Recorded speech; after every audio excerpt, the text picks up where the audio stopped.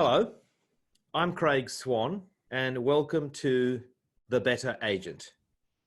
The Better Agent is produced and curated by the Leverage Group. We're solicitors.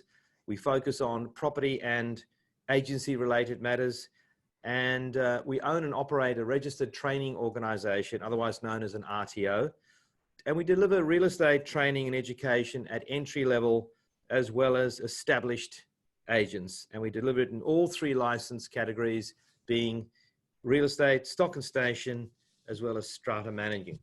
In this episode, I'm joined by Phil Commandeur, the General Manager at Pool Safety Solutions, Sydney. Phil is a licensed pool safety inspector and previously had a career in residential sales and property management in Queensland as well as New South Wales. In terms of formal qualifications, Phil holds dual diplomas in business marketing and business advertising, and is also a published author. So welcome to the show, Phil. Thanks so much for having me, Craig. It's a pleasure to be here to speak to you and your audience. Thank you very much. Looking forward to it, Phil. In this episode, Phil is sharing his knowledge and his expertise with us on the topic of mandatory pool certification and compliance. So, Phil, let's go to the first question, perhaps a broad question to start us off. So, why would the better agent want to or need to know anything about pool certification? Well, it's quite simple. At the end of the day, it's really the catalyst for getting the deals over the line with your contracts of sale, right? And clearly to reduce vacancy periods for tenants as well. Okay, so it has an application, Phil, for pool certification is an issue with selling properties, and it's also an issue with the management of properties. Is that what you're saying? That's right. So to list a property for sale, you need a complete contract of sale, and the Pool Safety Certificate of Compliance forms that contract of sale to help get the property to market, as well as in the lease agreement for the tenants. Okay, so let's just focus for a bit on sales then, Phil. We'll break it up into sales and property management. So if I'm selling a property that happens to have a pool in the yard, then you're saying there's an obligation at law, is that right, to have a certificate in the contract? Otherwise, who's at fault? Who gets into trouble? Yeah, spot on, Craig. So 2016, the New South Wales government brought out new legislation requiring all property owners with a swimming pool to have it's a safety certificate for your fence, much like when you sell your car. This is to stop the children from getting in and drowning. Okay, so so when we say pool certification, I'm hearing that it's government, it's a requirement of legislation that you have a pool certificate, and it sounds to be all about the fence. Would that be right? It's a fencing issue. That's right. Yeah, fences and barriers, gates and latches, signage, those kinds of things. Right. And it's designed, it sounds to me like making sure that children and people perhaps who can't swim are not in any danger. Yeah, that's right. So now, having established that, so we know that if you're selling a property with a pool in the yard as of 2016 or so, you will need to have a mandatory requirement that there's a pool certificate. Who can issue these certificates? Is it a federal government, state government? Is it a local council thing? It's actually brought in by the New South Wales state government. They kind of followed suit from Queensland when they first brought out the laws in 2012, and then 2016 they established a similar regime, and just this year Victoria's implemented also the same. Right. So it's like with most property-related matters, it's a state-based jurisdiction. It sounds like Queensland led the way, New South Wales followed suit, and then Victoria is doing the same. So that's spot on, and it seems to throughout the process. So that sounds it's all in the name of safety, which cannot be a bad thing. So is it correct, Phil, that you can't just, can anyone do a pool certification? Can a solicitor do it? Can an agent do it perhaps? We've actually got a DIY checklist, so anyone can take our checklist, print it out, walk around the barrier, check all the points themselves, basically look for everything that we look for. Right. Unfortunately, they can't issue a certificate of compliance. That's something that only an E1 certified inspector can do, or someone from the council. An E1 certified. So let me just rephrase that. So anyone can do a DIY check to see whether or not it is the case, but only certified inspectors can issue a certificate. That's right. Okay, and you're saying that it's either somebody certified, such as yourself, Phil, or it's from the council themselves. They will have a council worker or a staff member who would no doubt also have to have that qualification. That's right. So you've got private certifiers and council certifiers. We're exactly the same. We work off the same New South Wales swimming pool registry. Yes. And yeah, have the exact same roles. And is there a course you have to do? Do you just turn up one day and call yourself a certifier, or is there a Cert 4 course or a diploma course you have to do? Yeah, there is a swimming pool inspector's course. It's a 4-day, all-day spot, and they just go through the ins and outs, measurements, how to dictate non-climbable zones, how to measure distances, and just really going into the New South Wales Swimming Pool Act. Right. The New South Wales regulations and the 3 sets of standards that accompany all of those. Right. Now, you mentioned there's something about a register, Phil. What are you saying that in New South Wales and no doubt the other states, if you have a pool, that it has to be noted on a register? Yeah, that's right, Craig. So there's a public swimming pool register, so anyone can get access to it. Simply type in your swimming pool address and it will come up showing the date it was registered, the type of pool it is, yes, whether it has been inspected or not, and whether it's got a certificate of compliance or certificate of non-compliance attached to it. I see. And whose obligation is it to register the pool on the register? So it's the owner of the swimming pool. They're obligated to do it. They can have a certifier do it on their behalf. As it is a public register, but at the end of the day, it really is up to the pool owners to register their pool or have a managing agent or someone do that for them. Right. Okay. So obligation on the owner of the property to register the pool. No doubt there are penalties involved if that is not happening or has not happened. There have been talks of drones and choppers in the skies looking at pools and sussing them out. So I don't know how serious they are, but nonetheless, if you are selling a property and there's a pool in it, the other side, no doubt, the legal representative for the purchaser will want to know about it, and so therefore, if it isn't on the register, it'll no doubt have to be there. I have a question, Phil, about what constitutes a pool, because I've had conversations with agents and others, and there seems to be all sorts of conjecture and speculation around a pool. Does it have to be designed as a pool? Does it have to be a certain size? Can it include a bird bath? What about an architectural water feature? So how would you respond to that? What is a pool in these terms? Yeah, it does get a little bit political, I guess, especially in Queensland. It's quite simple. Anything with a depth more than 300 millimeters is classed as a pool. New South Wales, it's more anything that's designed for swimming or paddling. So, I mean, for an example, if you got an excavator and dug out a hole and filled it with water, it's designed for swimming. So you would call that a pool. If you've got a pond filled with fish, it's not designed for swimming. It could be deeper than 300 millimeters, but it's not intended for the use of swimming or paddling or anything like that. So that's a New South Wales. That's where I think some of the misunderstanding comes from. I see. That's right. Okay, so it seems to be that you're saying that there is some technical understanding that you need to have in certain jurisdictions. This is what constitutes a pool. In other jurisdictions, it's a slightly different. So, for example, maybe let's just say a dam on a property with some acreage, a small dam. Mm-hmm. In Queensland, it's a pool. Is that what you say? I mean, a dam at the end of the day, the way that it's defined is not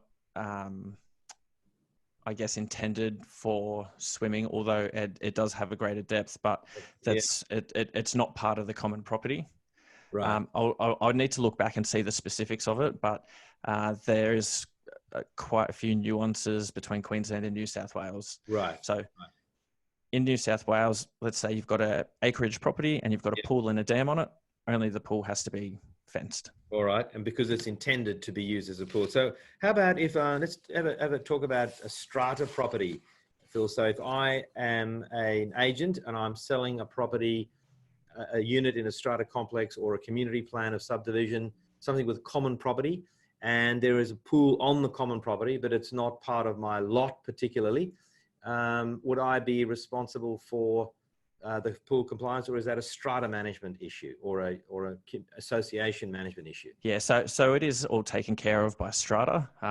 Normally, there have been some instances where they've got a separate pool in a that's not common property, but if there's a pool on common property, it's to be taken care of by strata, and then all the occupants of that building, they can have access to that public register and can issue their certificate. Right. Okay. Now here's a question that often comes up. What happens if I am in an apartment or a strata complex and I have a jacuzzi or a splash pool that's not on common property, that is designed to be, submersed in? Would that be considered to be a pool, and would that need to have a certification on it? Yeah, so you've got pool compliance and spa compliance.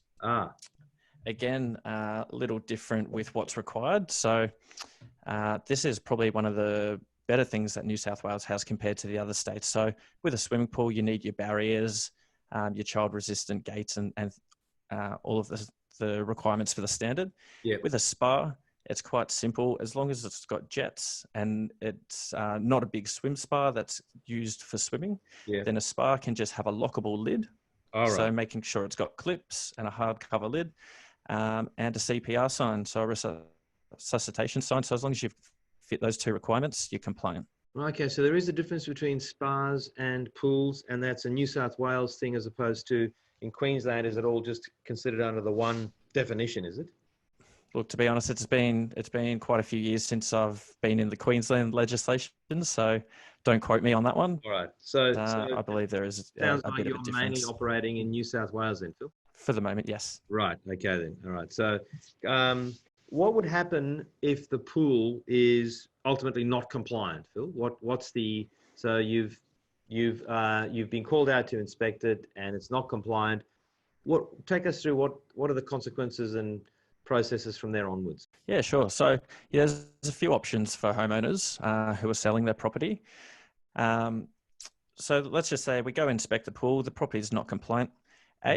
The property owner can complete the rectifications or do the repairs or minor works that need to be done to get it up to compliance. And then you come back and then re-inspect. That's right. Right. Conversely, if the property owner is selling the property, they can actually leave it up to the purchaser to take care of the pool compliance and get it up to standard. So if that's the case and they're leaving it up to the purchaser, then the purchaser has 90 days from the date of settlement to get the pool compliant. I see. Okay. So you sell it in a non-compliant condition with knowledge and disclosure. This is a non-compliant pool. Purchaser then settles. Is it exchange or settlement that the 90 days runs from? Is it settlement? Settlement. Okay. So the property settles, they become the owner. 90 days after that, they then must have rectified 90 days. Okay. They Correct. must have rectified any of the issues that have been noted on the non-compliance certificate. Otherwise, right. There's a fine, no doubt. Yeah, there are. If that's the case and the new purchaser hasn't done the rectifications, then council will normally send a letter out. If it's not actioned, they'll serve a directions notice. Yep. And if that's not then actioned, then they'll probably get served with a fine. Quite rare, but has happened. Right. Okay. But obviously a monetary fine. And what happens if the owner that you've rendered the service to, Phil, what happens if they're not happy with the result? Maybe they disagree with you, or I'm sure it happens that they say, no, not happy. You got it wrong. What happens at that point? Absolutely. Look, I suggest to ask council to come out or engage another private certifier. Yeah. There's nothing holding any client to any inspector at any time. Right. Once the inspectors are engaged and done the inspection and issued their notices and certificates, yep. The property owner can do as they like. One thing I will mention just on the non-compliance thing, if their homeowner's not selling the property and it's not compliant, well, then their certificate of non-compliance, which they would get after that inspection, that's valid for 12 months. The certificate of non-compliance, you're saying? That's right. So just to repeat, so I'm not selling, Phil. Maybe I built the pool myself, right? or I've had the pool done and I want to make sure it's compliant. You come out and you certify not compliant. Unlike in the sale where it has to be done 90 days after settlement rectified, I've got 12 months to rectify the deficiencies. That's right. Now, Yeah. there is not a catch, but just a requirement. So as an inspector by law, if the pool is inspected, it's issued a certificate of non-compliance. Yeah. If it's not compliant within 6 weeks from the inspection date, Yes. then we've just got to inform the council and let them know that the property was inspected. It's not yet compliant. Yeah. And it's just basically for them to keep a register of the non-compliant pools, knowing, I think all they want to know is that something is going to be done and it's not going to be left non-compliant as a risk to the public. But they've nonetheless got a year to get it done. So although there is 12 months to rectify the issues, after the 6 weeks, council will send a letter out just asking what's happening with the property. Sometimes they'll issue a directions notice if perhaps it was sent to the council and noted as a significant risk. So they would obviously want that property fixed up sooner rather than later. So council can give a directions notice for them to do it sooner than the 12 months. Okay. Just for full transparency, but the certificate of non-compliance is valid for 12 months. All right. I understand. Next area I wanted to talk to you about, Phil, is any of this different if you are a property manager as opposed to a sales agent? For a sales agent, it seems that it's either the case that you can sell a property with a compliant certificate or you can sell a property with a non-compliant certificate. And as long as it's in the contract and it's issued by a qualified inspector, you, the agent, are going to have fulfilled your obligations. However, if you are a property manager, is it different? Is there any different standard you need to be aware of? Yeah, spot on. And there is a bit of a difference. I guess that being that you cannot rent a property without a certificate of compliance. You cannot rent a property. You cannot. So I, the property manager, am not permitted to rent a property unless there is a compliance certificate. That's right. Right. And if okay, and so it sounds to be like a higher standard as a property manager. Yeah, I think so. I mean, perhaps because you've got the rotation of new families. I guess at the end of the day, if you're transacting a sale property, you're going to have a changeover of people. So you may have different designs and whatnot. Right. With rental, you've just got families coming and going and rotating. So I guess you want to keep that standard and reduce that risk for all of the tenants as well. That's right. And obviously, if you're a property manager and you're managing a property on behalf of a landlord, you are working in their interest in the capacity of an agent, then you will be held liable for that because you are acting as an agent in that capacity. So it's worth noting that, just to recap, sales agents have a choice depending on what the vendor wants and what the purchaser wants, as long as it's properly disclosed in the contract. Property managers must have compliance with pools. So Phil, what normally what would happen? Is it normally the owner of the property in a sales transaction that reaches out for pool certification, or is it an agent, or is it the solicitor who organizes it along with other things? How does inspections work? Yeah, look, it's really all of the above, and it comes down to how informed the homeowner is of their requirements. I find that most of the inquiries come from conveyancers and sales agents, right, upon needing completion of the sales contract or just listing a property for sale. Yep. There are quite a few homeowners that are on the front foot, and a month or 2 months out from going live, they just want to get all their ducks lined up, and they'll be kind of on the front foot to do it. So I guess it just depends how knowledgeable they are of their requirements and, how guided they are by their real estate agent and conveyancer as well. Good. No, I understand. Flowing from that, let's say I am a proactive vendor and I get my pool certified by yourself, Phil, in January of a particular year, and then I decide not to go ahead, and I decide not to sell my property for, let's say, 6 months or perhaps even longer. How long is the validity of a compliant certificate? How long is it valid for? Yeah, so they're valid for 3 years, which is 3 times longer than which is nice. So what happens during that 3-year period if I build a rockery next to my pool and effectively create a set of steps for an infant?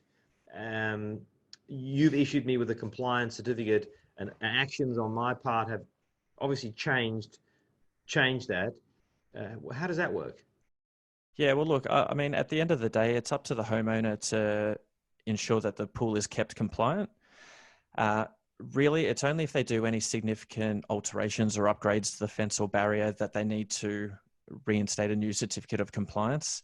But I would hope that through our education that they would see that as an issue and they wouldn't do that. But it's one of those tough things to monitor, and at the end of the day, supervision's key in this industry. So we hope that people are being responsible and aren't doing this. But to answer your question, we can't monitor it that finely, unfortunately.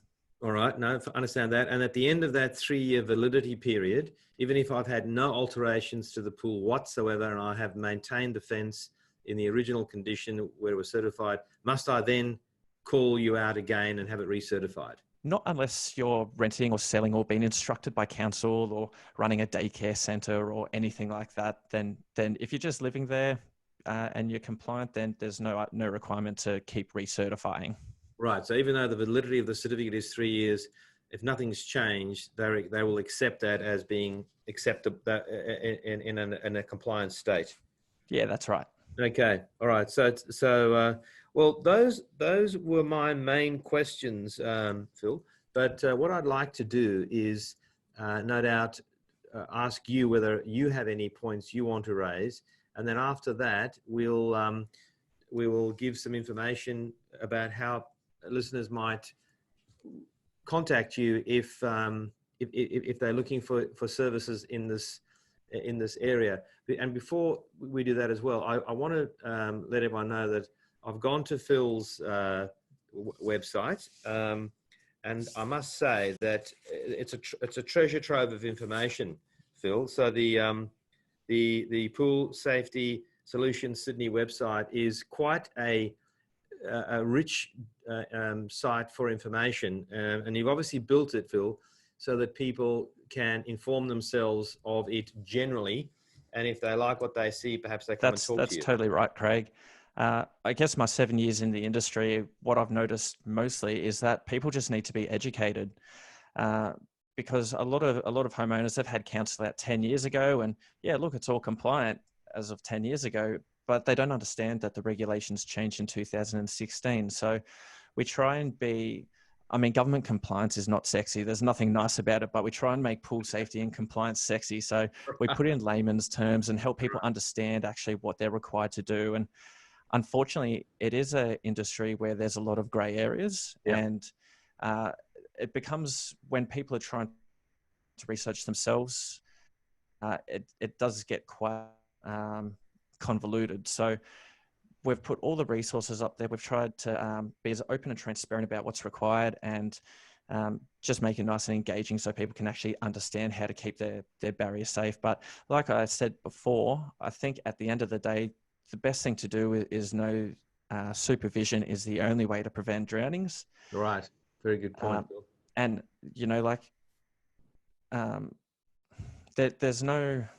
preparation is the best key. So if you can get your pool compliant and ensure that if it's unattended, you've reduced the risk massively. But supervision is the key, and understanding the laws and the requirements to back yourself up is the next thing. So yeah, like you said, we've tried to make that as valid as possible on the website. Yeah, no, I found the website to be very useful. And it's obviously those DIY checklists are all available for anyone who jumps onto the website. So Phil, is there any other aspect of pool certification in broad terms that you think is worthwhile raising, and bearing in mind that our audience is real estate agents, predominantly in the eastern states, and in particular New South Wales? Anything that they should be mindful of as practitioners in the agency area? Yeah, look, I think especially when you're doing business to business and you're dealing with clients, or we're dealing with your clients, it comes down to a speed of implementation and getting the information across right to your vendors or your clients as well.